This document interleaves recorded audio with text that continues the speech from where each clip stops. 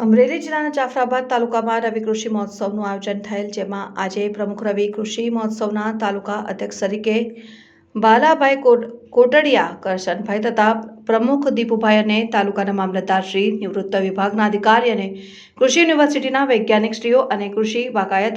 પશુપાલન વગેરે વિભાગના કર્મચારીઓ અધિકારીઓ વિશાળ સંખ્યામાં અને ખેડૂત ભાઈઓ બહેનો હાજરી આપી હતી। રવિ કૃષિ મહોત્સવનું આયોજન થયેલ, જેમાં કૃષિ વૈજ્ઞાનિકો દ્વારા ખેડૂતોને હાલ નવી ઋતુ માટે પાકની વાવણી કરવાની છે તે અંગે માહિતી આપવામાં આવી। આ ઉપરાંત જે ખેડૂત પ્રગતિશીલ ખેડૂત છે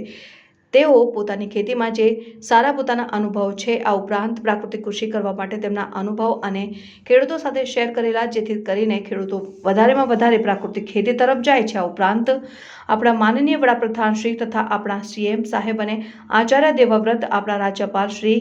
જે હાલ પ્રાકૃતિક ખેતી કૃષિ વિશે જે કાર્યક્રમ અથવા તો આગળ વધારવા માટે જે પહેલ કરવામાં આવે છે તે અંતર્ગત ખેડૂતોએ પોતાના પ્રાકૃતિક કૃષિ વિશેના અનુભવ કયા વધારેમાં વધારે ખેડૂતો તેમાં જોડાય તે અંગે માર્ગદર્શન આપવામાં આવેલ। આજે જાફરાબાદ તાલુકામાં રવિ કૃષિ મહોત્સવનું આયોજન થયેલ, જેમાં આજે પ્રમુખ જે કે રવિ કૃષિ મહોત્સવના તાલુકા અધ્યક્ષ તરીકે બાલાભાઈ કોટડિયા તથા કારોબારી ચેરમેન કરશનભાઈ તથા પ્રમુખ દીપુભાઈ તથા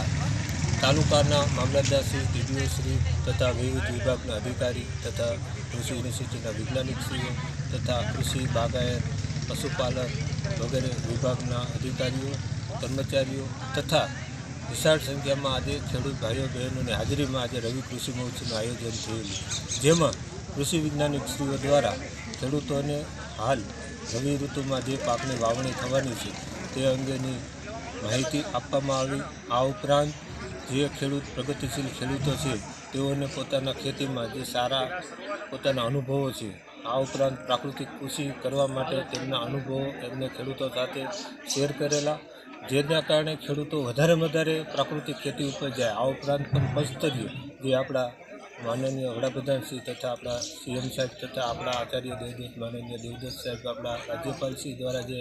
હાલ પ્રાકૃતિક કૃષિ વિશે જે કાર્યક્રમ અથવા તો કે જે આગળ વધારવા માટેની પહેલ કરવામાં આવેલ છે તે અંતર્ગત ખેડૂતોએ પોતાના પ્રાકૃતિક કૃષિ કરીને અનુભવો કયા અને વધારે ખેડૂતો તેમાં જોડાય તે અંગેનું માર્ગદર્શન પણ આપવામાં આવેલું। આ ઉપરાંત વિવિધ અધિકારીઓ દ્વારા પણ કૃષિને લગત એની સહાયને લગત માર્ગદર્શન આપ્યું, તેમજ આ કૃષિ મહોત્સવમાં વિવિધ વિભાગોના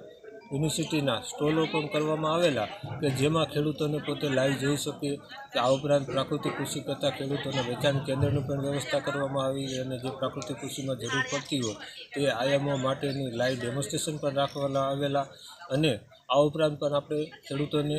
જે કૃષિ પ્રાકૃતિક કરે છે તેમના મોડેલ ફાર્મની મુલાકાત પણ આ બપોર બાદ કરવાના આવી છે। આ 2 દિવસનો પ્રોગ્રામ છે, જેમાં ખેડૂતોએ ખૂબ સારી રીતે ભાગ લઈ અને તેમની કૃષિમાં આવક વધે તે અંગેના ખૂબ સારું